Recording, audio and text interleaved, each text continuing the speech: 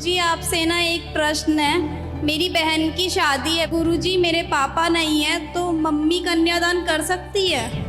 कर सकती हैं। क्योंकि मेरी बहन का मन है कि मम्मी ही कन्यादान करे। ठीक है।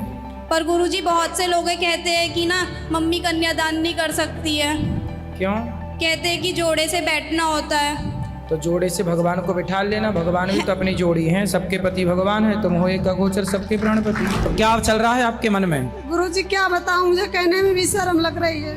क्यों? जी मैं सारी सामान मुझे घिड़ा लगती है, मैं हर सामान से घिड़ा करती हूँ, सब धोती पोंछती हूँ और मेरा मन नहीं मानता है। साफ सफाई बहुत करती हूँ। तो साफ सफाई तो अच्छी बात होती है, क्या बुराई है? तो मैं दिन भर नहाती धोती रहती हूँ। दिन भर नहाती हो? जी। तो आप पिछले जन्म में मछली रही होंगी। दिन भर पानी, दिन भर पानी, दिन भर। महाभारत के युद्ध में जो हुआ, क्या वह अच्छा हुआ? क्या वह सही था? और अगर सही था तो इसका आने वाली पीढ़ियों पर क्या प्रभाव पड़ेगा? इससे आने वाली पीढ़ी क्या सीखेंगी? महाभारत से ये सीखो कि बाप धृतराष्ट्र जैसा ना हो। महाभारत से ये सीखो कि बेटा दुर्योधन जैसा ना हो। महाभारत से ये सीखो कि जुआ कभी नहीं खेलना, जुआ खेलोगे तो सर्वनाश होगा। कौरवों ने जुआ खेला, सर्वनाश हुआ। पांडवों से सीखो कि उन्होंने भी जुआ खेला तो 12 साल का वनवास, 1 वर्ष का अज्ञातवास हुआ। राधे राधे। मैं हूँ आपका अपना अनिरुद्धाचार्य। शनिवार के दिन शनिदेव जी की बात करेंगे। आपके जीवन का हर संकट दूर होगा। शनिदेव न्याय के देवता हैं, वो दंड तो देते हैं, लेकिन जब उनकी कृपा मिल जाए तो बिगड़े काम भी फटाफट हो जाते हैं। तो चलिए आज के कार्यक्रम का आरंभ करते हैं। आप सभी से अनुरोध है कि आप अपने सवाल भेजते रहिए। आज का उपाय, शनिवार के दिन चपाती बनाकर, मतलब रोटी बनाकर, सरसों का तेल डालकर कुत्ते को और कौवा को खिलाने से, कौवा को खिलाने से शनि के द्वारा प्राप्त पीड़ा से मुक्ति मिलती है। कहने का तात्पर्य यह है कि रोटी में तेल चुपड़ करके सरसों का, उस रोटी को कौवे को खिलाइए और कुत्ते को खिलाइए, जिससे शनि की यदि कुदृष्टि है तो वह कुदृष्टि कृपा में बदल जाएगी और सारी पीड़ाएं समाप्त हो जाएंगी, चाहे वो ग्रहों से जुड़ी पीड़ा हो या और भी अन्य नेगेटिविटी की पीड़ा हो, चाहे वो शनि की 7.5 की पीड़ा हो या अढ़ैया शनि के द्वारा दी गई पीड़ा हो। जन्म पत्रिका में शनि की दशा के उपाय, शनि की दशा के द्वारा आपको पीड़ा मिल रही है तो सभी पीड़ा आपको शांत कर देगी, सारा कष्ट आपका। कहते हैं ना, कुत्ते को रोटी खिलाना, ये भी एक साइंटिफिक है। ग्रहों का हमें अनुकूल आशीर्वाद प्राप्त होता रहता है। शनि के द्वारा प्राप्त कष्ट को दूर करने के लिए आप नीलम रत्न का भी प्रयोग कर सकते हैं। यह नीला होता है, चमकीला होता है और पानी में डालने से इसकी किरणें नीले रंग की निकलती हुई दिखाई देती हैं। आओ बात करते हैं अब भविष्य की। भविष्य को संवारें। किस तरह भविष्य को संवार सकते हैं? बचे हुए साल में रुपए पैसे की कमी समाप्त कैसे करें?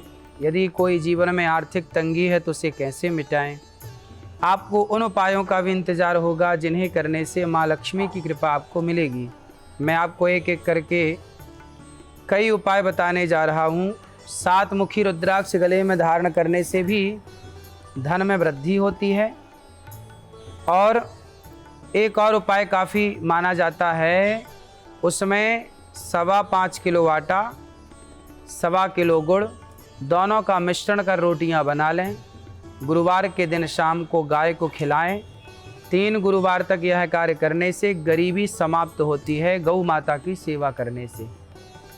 घर में तैयार भोजन की प्रथम रोटी गाय को, अंतिम रोटी कुत्ते को जरूर खिलाएं।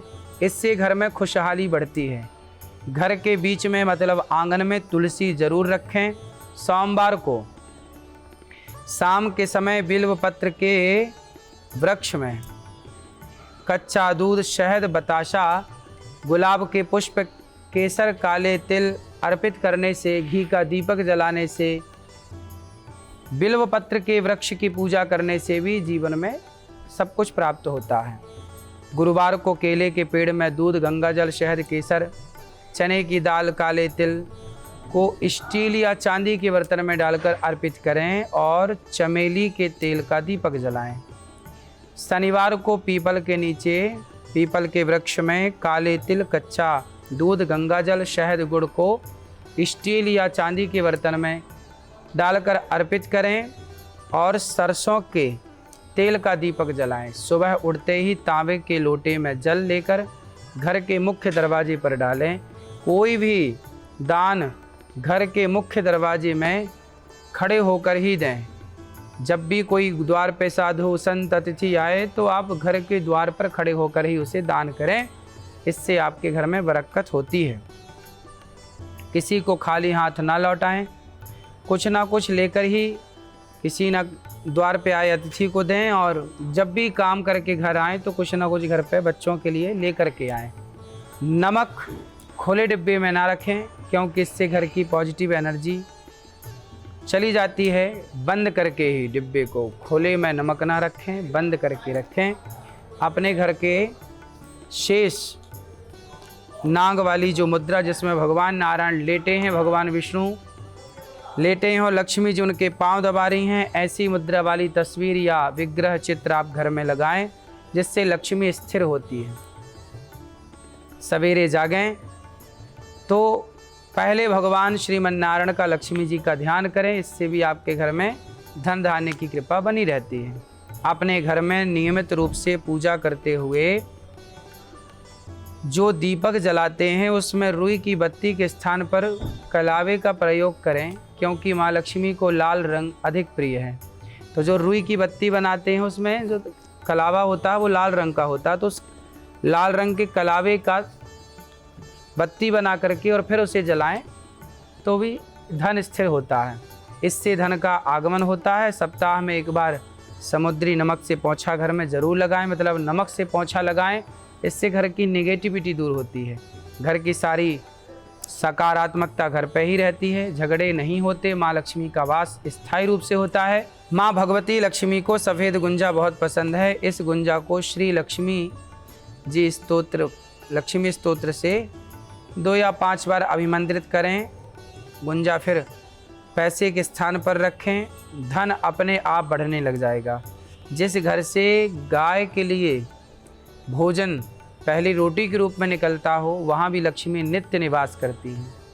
घर के बुजुर्गों का सम्मान करें, आपकी आर्थिक स्थिति काफ़ी अच्छी होगी।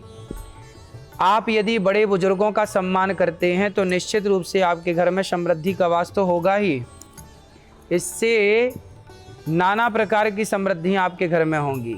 नारी जाति का सम्मान करें, बहन बेटियों की मदद करें, क्योंकि इनके सम्मान से ही घर में लक्ष्मी स्थिर होती है, क्योंकि स्त्री लक्ष्मी की स्वरूपा मानी जाती है। राधे राधे। आज 7 दिसंबर है, दिन शनिवार है और षष्ठी तिथि है। धनिष्ठा नक्षत्र है, व्याघात योग है, चंद्रमा कुंभ राशि में है। आज राहु काल सुबह 9:37 से सुबह 10:55 तक रहेगा। आज का विषय शनिदेव क्रूर ग्रह हैं। इसके पर्यायवाची नाम सूर्यपुत्र, असित, मंद, अर्क, सैरी, कौड़, नील, आर्की, जुहुल इत्यादि नाम से भी शनि महाराज को जाना जाता है। इन्हें काल पुरुष भी कहा जाता है। आकाश मंडल में सबसे सुंदर ग्रह है। आयु, रोग, मृत्यु, विपत्ति, दुख, धैर्य, परिश्रम, सेवा, व्यापार, बाल, तेल, लोहा पर शनि का अधिकार होता है। आकस्मिक लाभ, जुआ, सट्टा, खनिज पदार्थ, चिंता, राजदंड, भय इत्यादि पर भी शनि का अधिकार होता है। अगर शनि शुभ है तो मनुष्य को उच्च स्थिति में पहुंचा देता है, और शनि शुभ नहीं है तो घमंडी बना करके नाश की स्थिति तक पहुंच जाता है व्यक्ति। शनि महाराज वैसे तो व्रत करने से, शनि हनुमान जी का स्मरण करने से, भगवान की आराधना करने से शनि का दुष्प्रभाव समाप्त होता है। हनुमान चालीसा का पाठ करने से शनि का दुष्प्रभाव समाप्त होता है। कहते हैं कि शनि की प्रतिमा को पंचामृत से स्नान कराकर धूप, दीप, नील पुष्प, फल, लौंग, सरसों का तेल, चावल, गंगा जल, दूध पश्चिम दिशा की ओर मुख करके यदि पीपल के वृक्ष में यह सभी सामग्री चढ़ावें तो 19 शनिवार तक ऐसा करने के पश्चात पिपलेश्वर महादेव का पूजन करें। चारों ओर कच्चा सूत लपेटकर शनि महाराज का पूजन करें। 7 बार धागा लपेटने के साथ ही शनि महाराज की जय बोलते रहें। हनुमान जी की जय, श्री राम जी की जय बोलते रहें। निश्चित ही आपका यह ग्रह शांत होगा। आज का समाधान, शनिवार को स्टील की कटोरी को सरसों के तेल से भरकर उसमें अपना चेहरा अर्थात छवि देखकर उस तेल को आग के पौधे या पीपल के पौधे अथवा शनि मंदिर में तेल चढ़ाना शुभ माना जाता है। 5 शनिवार तक इस प्रकार तेल चढ़ाने के बाद तेल वाली कटोरी वहीं दबा देना चाहिए। इससे शनि के द्वारा प्राप्त पीड़ा से आप मुक्त हो जाएंगे। पीपल के पेड़ के नीचे ही वो कटोरी दबा दें या मंदिर के आसपास वो कटोरी दबा दें, वो घर पे ना रखें। आज का वार्तालाप, श्रावस्ती से अनूप मिश्रा जी का सवाल है। गुरुजी, मुझे गुस्सा बहुत जल्दी आता है, थोड़ी देर मैं आपा खो देता हूँ, मारपीट हो जाती है। गुस्से पर कंट्रोल करने के लिए क्या करूँ? देखिए, गुस्सा आने के 2 कारण हैं। गुस्सा आने का पहला कारण है कि हम अभिमानी हैं, इसलिए क्रोध आता है, या फिर आपकी इच्छाएं पूरी नहीं होती इसलिए भी क्रोध आता है। इच्छाएं कम रखिएगा और अभिमान बिल्कुल ना रखिएगा तो आपको क्रोध आना ही समाप्त हो जाएगा। क्रोध आना वैसे बुरा नहीं है। जहाँ ज़रूरत है वहाँ क्रोध करना चाहिए। जहाँ ज़रूरत नहीं है तो बेवजह क्रोध ना करो। तो वो क्रोध ना करो, वो कैसे होगा? संयमी बनिए, सत्संग करिए, अच्छे गीता रामायण पढ़िए, ग्रंथ पढ़िए, जिससे आपको यथार्थ का ज्ञान होगा कि संसार किस तरह से मिथ्या है, ईश्वर ही सत्य है, ब्रह्म सत्यम जगन मिथ्या। जब ये बोध हो जाएगा तो क्रोध समाप्त हो जाएगा। आज के देवी देवता, आज शनि का दिन है तो शनि और रावण से जुड़ी हुई एक कथा सुनाता हूँ, सुनकर आपका कल्याण भी होगा। जब रावण और मंदोदरी के पुत्र मेघनाद का जन्म होने वाला था तब रावण चाहता था कि उसका पुत्र अजेय हो, मतलब उसे कोई जीते ना, कभी वो हारे ना। रावण बहुत बड़ा ज्योतिष का जानकार था। इसी वजह से मेघनाद के जन्म के समय उसने ज्योतिष के अनुसार सभी ग्रहों और नक्षत्रों को ऐसी स्थिति में बने रहने का आदेश दिया कि उसके पुत्र में वो सभी गुण आ जाएं जो गुण उसे अमर कर दें। रावण का प्रभाव इतना था कि सभी ग्रह नक्षत्र, सभी देवता रावण से डरते थे। इसी वजह से मेघनाद के जन्म के समय सभी ग्रह वैसी ही राशि में स्थिति हो गए जैसा रावण चाहता था। रावण ये बात जानता था कि शनिदेव न्यायाधीश हैं और आयु के देवता हैं। शनि इतनी आसानी से रावण की बात नहीं मानेंगे। रावण ने बल प्रयोग करते हुए शनि को भी ऐसी स्थिति में रखा जिससे मेघनाद की आयु में वृद्धि हो और वो अमर हो जाए। लेकिन शनि न्यायाधीश हैं, इस वजह से रावण की मनचाही स्थिति में रहते हुए भी उन्होंने ठीक मेघनाद के जन्म के समय अपनी नज़र जरा सी तिरछी कर ली थी। शनि की तिरछी नज़रों के कारण मेघनाथ अल्प आयु वाला हो गया। जब रावण को इस बात का एहसास हुआ तो वह शनि पर अत्यंत क्रोधित हुआ। शनि देव के पैरों पर रावण ने गदा से प्रहार कर दिया। इसी प्रहार की वजह से शनि देव थोड़े लंगड़े से हो गए। तब से शनि देव की चाल धीमी हो गई। शनि के अलावा शेष सभी ग्रहों की शुभ स्थिति के कारण मेघनाद बहुत पराक्रमी और शक्तिशाली था। रावण पुत्र मतलब मेघनाद ने इंद्र को भी पराजित कर दिया था। इसी वजह से मेघनाद का नाम पड़ा इंद्रजीत। शनि की तिरछी नज़रों के कारण मेघनाद अल्पायु हो गया था। श्री राम और रावण के बीच हुए युद्ध में लक्ष्मण जी के हाथों मेघनाद मारा गया ये होता है शनि का इंसाफ, जिससे मेघनाथ भी नहीं बच सका, तो किसी को क्या बचने की संभावनाएं हैं। इसलिए अच्छा कर्म करते रहिए, अभिमान रावण की तरह मेघनाथ की तरह ना रखिए, जीवन सुखी होगा। इसलिए रावण अपनी सिंहासन के नीचे शनि को दबाए रखा, फिर शनि को हनुमान जी ने मुक्त कराया। तब हनुमान जी से कहा शनि महाराज ने कि महाराज आप हमसे कुछ वरदान मांग लो। तब हनुमान जी ने कहा कि जो राम की सेवा में रहेगा, राम के आश्रित रहेगा शनि, आप कभी उसे परेशान नहीं करेंगे। शनि बोले ठीक है। शनि जी ने अपने से कहा कि हनुमान जी, जो भक्त आपकी उपासना करेगा, हनुमान चालीसा का पाठ करेगा, सुंदर कांड का पाठ करेगा, हनुमान जी के मंदिर जाएगा, राम जी का ध्यान करेगा, हनुमान जी का चिंतन करेगा, उस पर भी शनि की कुदृष्टि नहीं होगी।